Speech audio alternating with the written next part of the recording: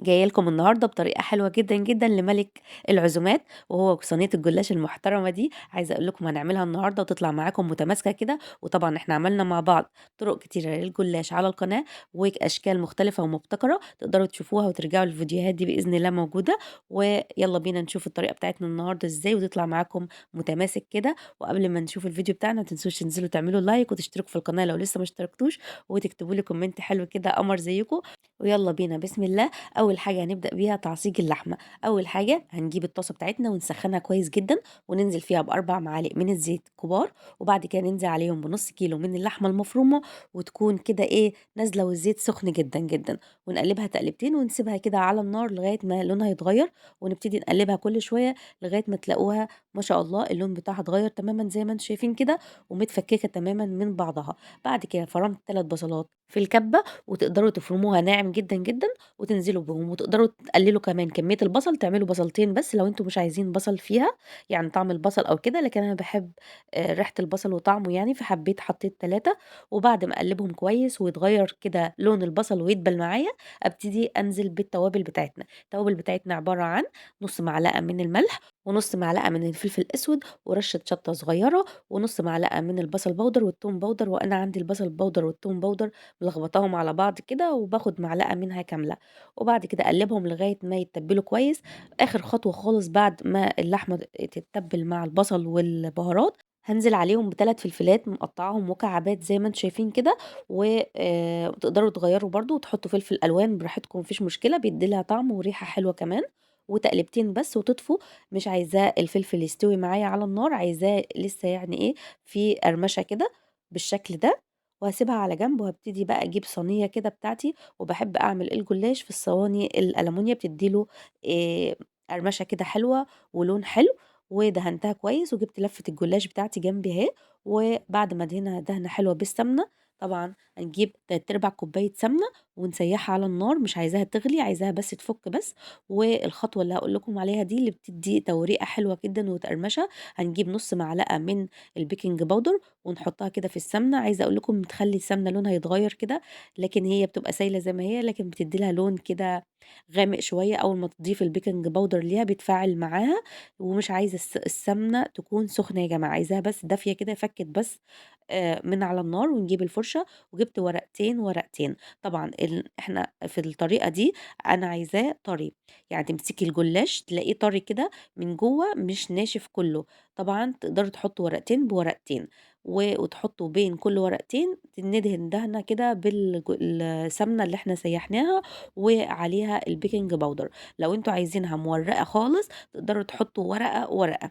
ده اللي عايزه مقرمش جدًا. لكن النهارده أنا هاعمله لإن في ناس كتير بتحبه، بيقولوا يا شيماء إحنا عايزينه مثلًا طري، يعني هو مقرمش من الوش ومن تحت، لكن طري من النُص كده، لإن في أطفال وكده بيبقوا بيحبوا ياكلوه طري. فأنا النهارده هاقول لكم على الطريقتين. يبقى حبيتوا تعملوا الطريقة المقرمشة جدًا هتعملوا ورقة، ورقة. ولو حبيتوا تعملوا فيه يبقى طري شوية على السنان كده، بيبقى تعملوه اللي هو ورقتين، ورقتين، وتدهنوا كل ورقتين كده بينهم دهنة حلوة كده من السمنة والبيكنج باودر اللي إحنا ضفناه، لغاية ما تعملوا نُص كمية الورق، تعدّوه طبعًا وتقسّموه، وتعملوا نُص كمية الورق تحت. وتحطّوا في الفاصل بقى اللحمة اللي إحنا عصّجناها مع بعض. وهنا أنا ضِفت له جبنة موتزاريلا، طبعًا الخطوة دي اختيارية، ممكن تقدروا تحطّوها أو لأ، لو متوفّرة أو مش متوفّرة مش إشكال خالص. ولو حابين تستبدلوها بجبنة شيدر، جبنة رومي، أي جبنة، عايزة أقول لكم بتضيف لها طعم حلو كمان، وتخلّيها زي طعم البيتزا كده، والأطفال بيحبوها جدًا. وتبدأوا ترصوا باقي الورق اللي إحنا قسمناه، نفس الكمية اللي إحنا حطيناها تحت نحط نفس الكمية فوق، عشان يطلع شكله متناسق كده. والقلب ده طبعًا لكل متابعيني اللي بيحبوني وأنا باحبهم. عايزة أقول لكم شكرًا على كل كلمة حلوة بتكتبوها لي في التعليقات، ولايكاتكم الجميلة اللي بتحطوها على الفيديو كده، وبتشجعوني بكل حاجة حلوة بتعملوها لي. وعايزاكم بس تعذروني وتسامحوني على صوتي لو مختلف عليكم، عشان نزلة البرد شديدة اللي عندي، ومحتاجة بس دعوة حلوة من قلوبكم كده تكتبوها لي في التعليقات. ربنا يخليكم ليّا يا رب كده، وما يحرمنيش منكم أبدًا ومن كلامكم الحلو الإيجابي اللي تملي تقولوه لي كده في التعليقات وتشجعوني بيه. وزي ما انتم شايفين كده خلصت بقية رصة الورق بتاعي. وعايزة اقول لكم اهم خطوة، اخر خطوة خالص في الورق بتاعنا، ما ندهنش الورقة اللي فوق خالص عشان نعرف نقطعها ونتحكم فيها. لو دهنتوا الورقة من فوق بالسمنة وجيتوا تقطعوا بالسكينة هتلاقوا الورق كده رايح جاي معاكم ومش هتعرفوا تقطعوه كويس. اخر ورقة نسيبها كده عشان نعرف نمسك الورقة ونقطعها، وتقطعوها التقطيعة اللي انتوا بترتاحوا فيها او بتحبوها. انا عملتها على 3 صفوف زي ما انتم شايفين بالشكل ده.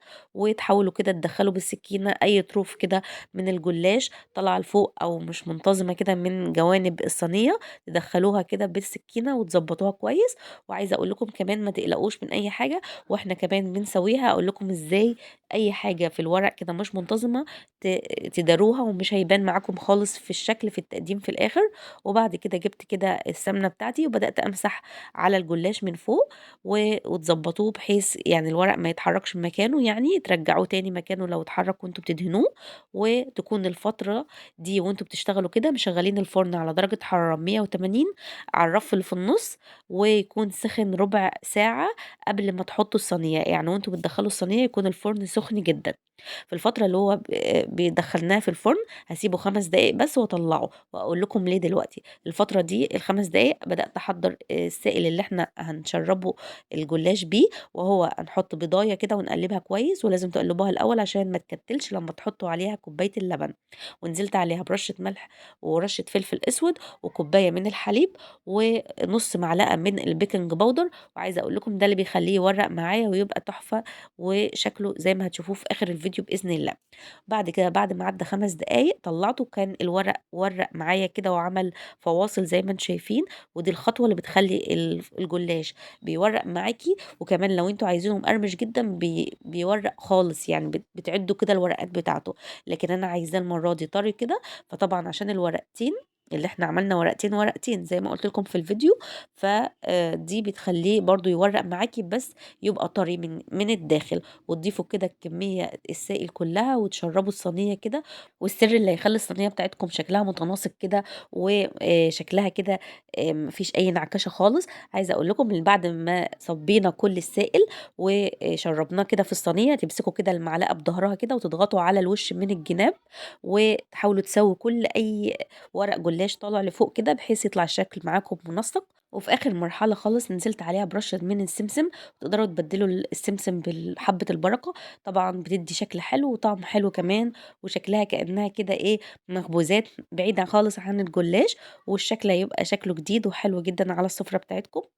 ويلا بقى ندخلها في الفرن. هتقعد معايا في الفرن 25 دقيقة لغاية ما تاخد لون من تحت. ولو الفرن بتاعكم ما ادهاش وش من فوق تقدروا تفتحوا الشواية عليها دقيقتين، وتخلي بالكم عشان ممكن تحمر معاكم جامد. يعني ساعة ما تفتحوا الشواية تكونوا واقفين جنب البوتاجاز، يعني ما تسووهوش كده وتروحوا تعملوا اي حاجة، لان في لحظات يعني في ثانية كده تلاقي الوش احمر جدا او اسودت معاكي من فوق وشكلها باظ خالص.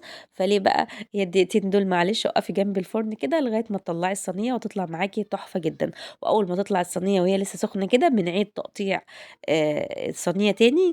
هنمشي على نفس اللي احنا قطعناه قبل ما ندخلها الفرن ونطلعها، بتطلع معاكي تحفة تحفة تحفة. شايفين منظر القطعة كده ما شاء الله، هي بتحكي عن نفسها. الجبنة كده سايحة، وكمان الفلفل الأخضر عاطلها ريحة حلوة قوي قوي قوي. وكمان اللون كده بتاعها ذهبي كده من فوق ومن تحت، حاجة بسم الله ما شاء الله، يعني هتشرفكم جدا وحلوة ومتماسكة. يعني أنا لولا ليا سخنة بس أنا عايزة أمسكها بإيدي، عايزة أوريكم قد إيه. أنا استنيت بس ثواني كده تهدى وهوريكم إزاي تمسكوها كده القطعة متماسكة في بعضها ولا بتفرفت معاكم ولا أي حاجة خالص. يعني من أول مرة بإذن الله تنجح معاكم وتبقى حاجة كده حلوة قوي وكمان طرية في نفس الوقت. يعني مش ناشف قوي وبيتعب اي حد، لا. واللي بيحب يعمله مقرمش برضو قلت لكم ازاي تعملوه. ما وبكده يعني جبت لكم جميع الوصفات بتاعه الجلاش. وبرضو عملت معاكم قبل كده وصفات الجلاش وتكون مقرمشه كده ومحشيه برضو لحمه مفرومه، وقلت لكم تقدروا تعملوها بكذا حشوه. تقدروا ترجعوا للفيديو موجود على القناة وهيعجبكم جدا. وبكده الفيديو خلص حبايبي، ما تنسوش بقى اللايك والشير وتشاركوا كده الفيديو، تعملوا له مشاركة مع كل حبايبكم كده. و الاشتراك في القناة لو لسه ما اشتركتوش، عشان أنا بافكّركم وأنتم ساعات بتنسوا، وعشان ينزل لكم أي وصفة جديدة، وبإذن الله يكون الفيديو عجبكم وتجرّبوه بإذن الله، تعتمدوها بإذن الله. وشايفين المنظر، أنا أول بس ما هدِت شوية قدرت أمسكها وأورّيها لكم، وشايفين الجبنة بقى عاملة شغل جامد، يعني أنا لولا إن هي سخنة كده كنت مسكتها وشدّيتها كمان عشان أورّيكم من جوّه، لكن الحرارة بتاعتها عالية، وبألف هنا وشفا على قلوبكم، ومتأكدة إن أنتم هتجرّبوها وهتعجبكم وهتبقى طريقتكم المعتمدة. وبكده الفيديو بتاعنا خلص، عايزة أقول لكم كل سنة وأنتم طيبين، واستنوني في فيديو جديد ووصفة جديدة، ومع السلامة.